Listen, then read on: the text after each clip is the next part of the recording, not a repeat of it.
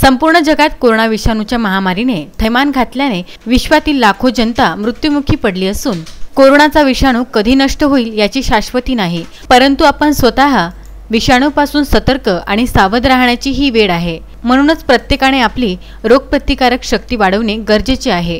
मूर्तिजापूर येथील अर्पणा मेडिकलचे संचालक डॉक्टर जगदीश कडू मित्रमंडळाच्या संकल्पनेतून मूर्तिजापूर तालुक्यातील माना पोलीस स्टेशनचे ठाणेदार संजय खंडारे यांच्या हस्ते कर्मचारी वृंदांना होमिओपॅथिक गोळ्यांचे वाटप करण्यात आले।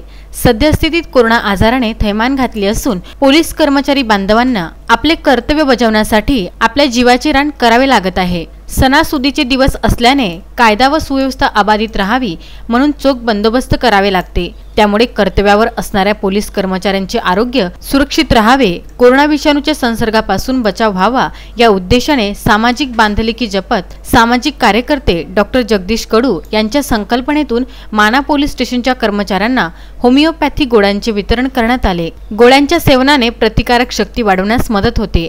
आर्सेनिक अल्बम 30 हे औषध केंद्र सरकारच्या आयुष मंत्रालयाकडून भारतीयांना देण्याबाबत सुचविण्यात आले आहे। त्या अनुषंगाने ही होमिओपॅथिक औषधी प्रभावीपणे परिणाम करत असल्याचे जाणवत असून पोलीस स्टेशनच्या प्रत्येक कर्मचारी वृंदांना गोळ्यांचे वाटपाचे नियोजन करण्यात आले आहे।